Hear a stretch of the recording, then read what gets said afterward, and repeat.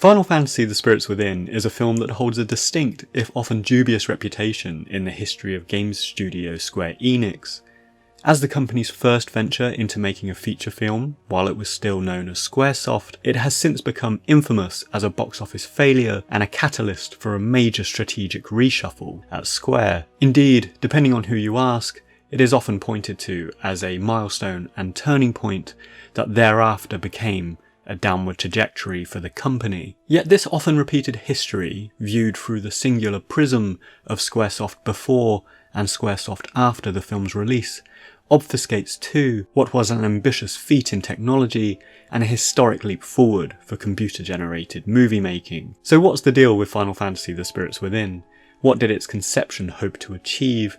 And why, in the eyes of most cinema goers, and particularly too Final Fantasy fans, did it fail so badly? As with many things at Squaresoft at the turn of the millennium, our story can be traced back to the success of Final Fantasy VII and the doors this title was opening for the franchise, particularly to a new generation and a new global market of gamer. The prior patchiness of Western Final Fantasy releases was shaken off, the new generation of 3D gaming and large-scale storytelling was capitalised upon, and Final Fantasy VII outsold its predecessor by several million copies, putting Square firmly on the map of international AAA games developers. What followed was a quick succession of best-selling Final Fantasy games, and among other things, an ambitious dip into the MMO genre with Final Fantasy XI, an anime series with Final Fantasy Unlimited, and most consequentially, this emboldened venture into feature films under the newly minted Square Pictures. Now, despite appearances and the reputation that history has left us with, this move was not without precedent for Square, and for example, the success of Final Fantasy V almost a decade earlier, this was followed up with the animated sequel, Final Fantasy Legend of the Crystal, during the booming popularity of OVA animation in the mid-1990s. It's not beyond reason then that part of Square's business model, as Final Fantasy became increasingly successful, was to capitalise on major successes by branching into additional media types, like OVAs and feature films, to broaden sales and broaden appeal based on brand recognition. A critical difference in the approach and subsequent fortunes for Square when comparing titles like Legend of the Crystal to The Spirits Within, however, is the decision to outsource production and mitigate risk, as opposed to bringing everything in-house. And indeed, Legend of the Crystal was essentially just Square licensing Final Fantasy V's name and setting to an external animation studio, Madhouse, who along with the distributor assumed the production costs and most of the risk on that animation's success. The Spirits Within, on the other hand, was largely designed and built in-house at Square, and while aspects of production were partnered with Columbia Pictures, who had the Hollywood infrastructure and that global foothold in the market, The Spirits Within's ambition and its distinction resided exclusively in the fact that it was Square who had the cutting-edge CGI technology and were able to build it. I think this skirts a question that I've long been interested in and perhaps we'll come to later about what kind of company Squaresoft, now Square Enix, really aspires to be, but it's an interesting glimpse at how, in parallel to their innovations in Japanese role-playing games through the 1990s, they had also consistently pioneered computer-generated imagery, investing heavily in things like silicon graphics workstations in the early 90s, aptly anticipating what would be the groundbreaking maturation of 3D gaming and CD-ROMs, as was delivered by the Sony PlayStation. On this note, I think it's worth taking a step back to consider the historical context of the era. The 1990s could reasonably be considered as something of a space race towards the commercial application of CGI technology. It's not entirely dissimilar from the burgeoning AI era we are living through today, with the main difference being, I think, production houses like Industrial Light and Magic or Pixar were quietly working away developing this stuff rather than speculatively floating everything on a vibes-based stock market. Experimental forerunners like Tron in 1982 showed the potential of 3D in film, paving the way for movies like Terminator 2 and Jurassic Park in the early 90s, which, with the aid of rotoscoping, animatronics and other bits of tried and true practical effects, proved the formula for CGI use in feature films, and particularly CGI being rendered into live scenes with human actors. Turning to fully animated, exclusively CGI media, this was very much the thread of cinematic evolution that Square was pursuing. The release of Pixar's Toy Story in 1995 was a huge step forward in movie history as the first fully CGI feature film. And at the same time, we have lesser acknowledged innovations like TV shows. 1994's Reboot was among the first, if not the first, fully CGI TV series, and actually a pretty good show. So we can see here a clear trajectory towards computer-generated fidelity appearing on the big screen. And by the mid-1990s, an aesthetically pleasing, if slightly reductive rendering style where, for example, Reboot and other contemporaries like The Real Adventures of Johnny Quest were TV shows comprising of relatively basic, certainly so by today's standards, geometric characters. And likewise, Toy Story and its successors like A Bug's Life were great at rendering that very specific Disney style, which was quite simple and geometric too. Even human characters like Andy or Sid in the first Toy Story have that very simple Disney style in their design. But human figurative realism was still quite a way off, and this was the next step in CGI evolution that Square really sought to pursue. Just looking at the FMV sequences in their Final Fantasy games in this period, we can see the advances that they were making year after year. The graphical gulf between Final Fantasy VII's cutscenes and Final Fantasy VIII's cutscenes are one of the most profound leaps in production quality I think I've seen in a single console generation. And with Final Fantasy VIII's cutscenes being developed through 1998, we can see how quickly Square was catching up to, and many might argue, surpassing Hollywood heavyweights like Pixar. The pursuit of realistic CGI seems, with this context in mind, to be very much like a space race. Perhaps it's quite single-minded, perhaps even slightly hubristic by Square, as it very promptly launched Square Pictures in Hawaii. It had series creator Hironobu Sakaguchi at the helm, and before the film was even released, there was talk of the film's hero, Aki Ross, becoming the world's first digital actor, this boilerplate that would be utilised across a whole new breed of feature films. Again, this slightly draws parallels to the attempts towards debuting AI actors today in what I think is a hubristic effort to try and replace humans, if only for a novelty factor. But interestingly, the ambitions for Aki Ross's character were sort of mirrored much later with the debut of Final Fantasy XIII's Lightning, who certainly across Japanese media started featuring in fashion campaigns, magazines and advertising as a sort of digital celebrity that Aki Ross never quite became. So I think this context has been important because it's very much this sense of optimism and commercial opportunity in the frenzy of improving technology that many audiences and the box office results attest to, because while they were focusing on the innovation, it did perhaps come at the expense of delivering a compelling, memorable, and involved story, let alone one that had the Final Fantasy branding on it. So delving into this aspect of the film, the fact it is a Final Fantasy, it has often been met with a sense of bewilderment from Final Fantasy fans that The Spirits Within was even given Final Fantasy as a title. Looking at the militaristic space sci-fi vibe of the film, there is little semblance of the often eclectic, whimsical science fantasy that the series was known for at this time. There is no hint of summonable deities, of magic, or chocobos, or any of these recurring tropes that very loosely linked the series up as an aesthetic whole. And this is, I think, the double-edged sword of how Square have historically used their flagship title. Looking at the myriad of media and genres that it spans today, from mobile and gacha games to MMOs, fighting games and movies, Square has frequently used Final Fantasy to generate interest via brand recognition. It has also in many instances arguably diminished the brand name and annoyed a lot of fans, particularly so since 2003, when it became quite prolific under Yuichi Wada's tenure as CEO. But at the time of The Spirits Within's release, it's important to remember that Square were convinced that they were producing a game-changing blockbuster. Hironobu Sakaguchi was personally involved.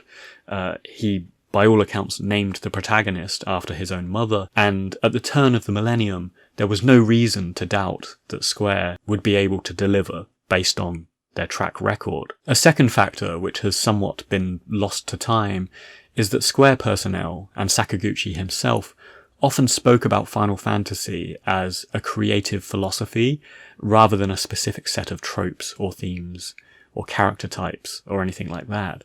And we can see this in the wildly different worlds and settings between games, 6, 7, 8, 9, 10 for example, which variously took turns through modernity, antiquity and futurism in their aesthetic makeup, their characters, and that sort of thing. And true enough, there are small vestiges of Sakaguchi's original script that make their way into the film that we could point to as a philosophical trait of a Final Fantasy. Many cite it as a sort of underbaked retelling of Final Fantasy VII's themes. We can see parallels to Final Fantasy VII's life stream in the Gaia spirit referenced in The Spirits Within. We have this narrow-minded military leadership threatening the whole of existence with this super weapon, which draws parallels, I think, to the authoritarian Shinra and their destruction of the planet. And so I think we can see here a classic preoccupation of Sakaguchi's as a writer, which is promoting this equality between the tangible and the intangible, nature and humanity, operating as a single unified ecosystem. And in principle, that's something that I really like about his work. I think there's a very clear advocacy for balance and harmony with nature. It's very particular to Sakaguchi, and more broadly, I think, a lot of Japanese society is built around that ethos. That being said, the final product of The Spirits Within is so diluted of both Final Fantasy references and these themes that Sakaguchi was trying to communicate that it becomes a largely incoherent set of run-of-the-mill plot points, rather than anything compelling or with any semblance of a Final Fantasy. And on this note, I think it's quite difficult to speculate, as the nature of the film's production is quite opaque in terms of who was doing what and how much of what. Even the making of documentary doesn't really go into detail on what the makeup of the production team was in terms of the splits of work. But what we do know is that the film underwent several dozen rewrites over time, but the screenplay was ultimately outsourced to Hollywood screenwriters. Al Reinhardt, who at the time was known for doing space documentaries, and I think he wrote Apollo 13 as well, so kind of space setting films, and Jeff Fitnar, who, similar to Reinhardt, had managed to break in as a working screenwriter by the mid-90s. He was selling speculative scripts, including one that would later become iRobot.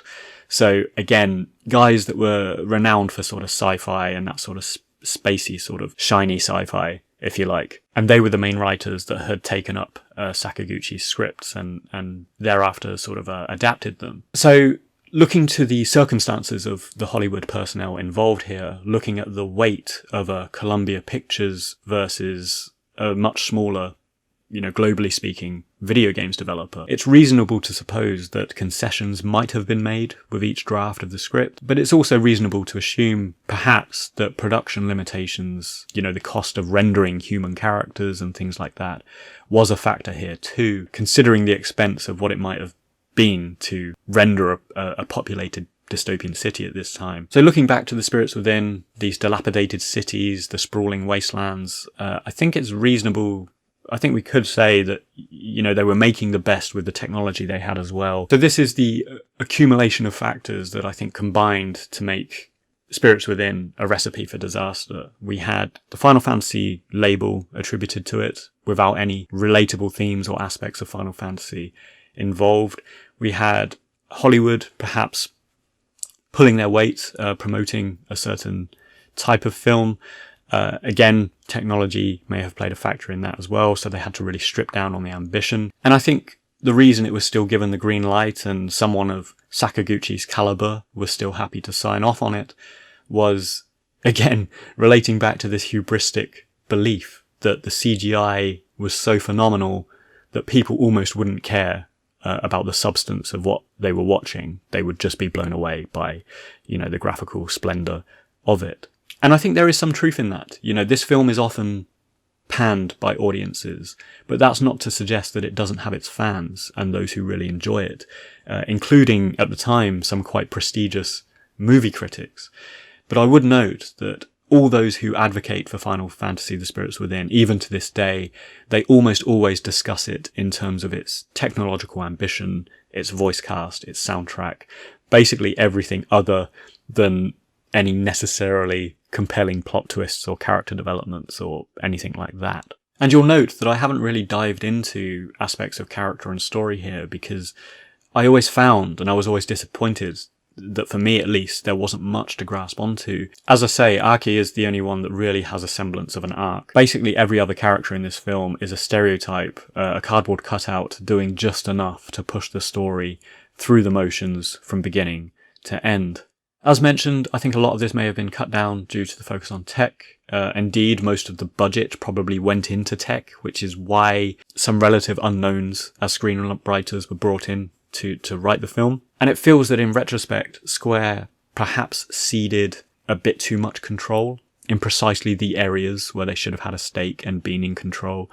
If you were putting Final Fantasy in the title, you need to be a brand guardian and defend what that means. But equally, there may have been some suggestion from either Columbia or within Square. Hollywood writers would help write something universally appealing and cinematic rather than something that came from a Japanese game development team. So on the one hand, yes, I agree, because some Japanese, I quite like Japanese cinema, but a lot of it is completely insane and perhaps not palatable to a global Hollywood-going audience. But on the other hand, what Square has never fully appreciated, I think, is that a lot of audiences that are drawn to a brand name like Final Fantasy, particularly at this time, they were intrigued because it was a slightly weird thing that came out of Japan, and you didn't find stuff like that in the West. So once more, that's part and parcel of the brand appeal, and precisely the thing that they opted to move away from on the production of this film. So 25 years on, the fallout from Final Fantasy: The Spirits Within is clear to see. It was a complete disconnect from the core Final Fantasy fanbase. It was a technological sideshow for moviegoers, who even at the time were citing that it was realistic, but it wasn't quite realistic enough. It was probably made a few years too early, and indeed, if we look forward to 2005, Final Fantasy VII Advent Children, this was already a huge step up on the fidelity of the humanoid figures they were able to design and build compared to what The Spirits Within was achieving. So ultimately, The Spirits Within, it suffers almost the same fate as Tron back in 1982, which was appreciated for its pioneering efforts in CGI, but actually largely criticised because it sought to coast along on the spectacle of graphics rather than providing any substance of a coherent, overarching story. The failure of The Spirits Within cost Square millions, forcing it to seek outside investments from companies like Sony to stay afloat. There was a change of leadership, a huge re-strategy in terms of its business model under Yuichi Wada, who was very much into the cost-saving approach to things. Sakaguchi, perhaps most consequentially, left the company. And in the years that followed, popular Final Fantasy games began to take on a new shape. They began to serialize, starting in 2003 with Final Fantasy X-2 and the announcement of the Final Fantasy VII compilation. So huge consequences came off the back of The Spirits Within here. Looking briefly to Square's follow-up feature film, Final Fantasy VII Advent Children, it's evident that lessons had been taken from The Spirits Within, stepping away from the pursuit of pure realism and the uncanny valley criticism that drew, and opting instead for a slightly more stylized approach in character designs, where they still have this sort of semblance of a slightly anime style. There was also a clear niche audience in mind, with Final Fantasy VII fans specifically, rather than a broad, expensive attempt to draw big audiences into the brand and the film. And Advent Children, like, it does have its share of critics, but ultimately it was a much safer, non-consequential effort to flex their advances in CGI. And indeed, it started as a short film that then got extended into a narrative feature.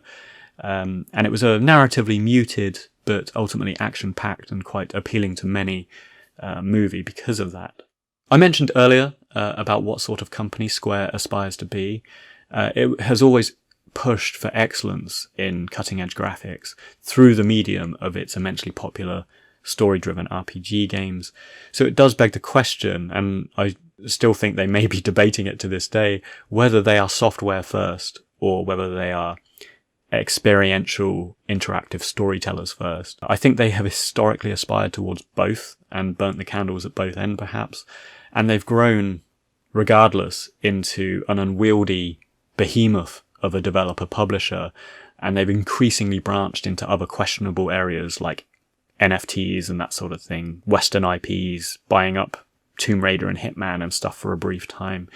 So yeah, it certainly feels like to many that they may have lost their way, and the current CEO is trying to row back from all of this extrinsic stuff, and it will be interesting to see whether he will focus on the experience or the graphics moving forward. So, being completely honest, I am someone that appreciates history. I'm appreciative of historical context, whether it's art or music or whatever. I am quite tolerant of the imperfect pioneers, and I've always appreciated how certain media, certain products, certain artists serve as a building block towards some sort of maturity later on. Final Fantasy: The Spirits Within could arguably be called a building block or something that paved the way for movies like Avatar that came later down the line. But at the same time, I have never quite been able to square the circle with The Spirits Within, and I cannot honestly say that I like or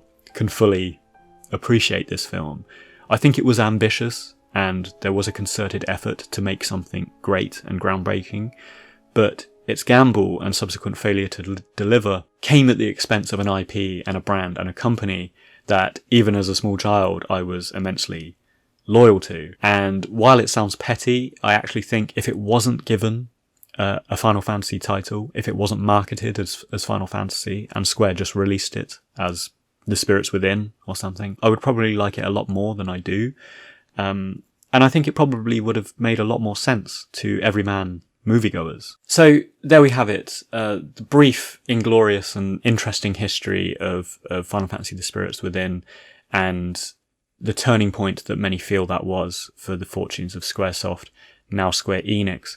We can see that they are still endeavouring to make feature films, but almost exclusively these are tie-ins and prequel or sequel media for existent Final Fantasy IPs like Final Fantasy 15, Kingsglaive, or as we've mentioned, Final Fantasy 7, Advent Children. I think more than anything, it's a lesson in how to treat your IPs and intellectual properties that sort of carry your business in a lot of ways. And ultimately it's an aspect of Square's history that many feel they never quite recovered from. Thanks for watching. If you enjoyed the episode, please consider joining me on Patreon. Or, if you'd like to buy me a coffee, you can do so. The links are available below.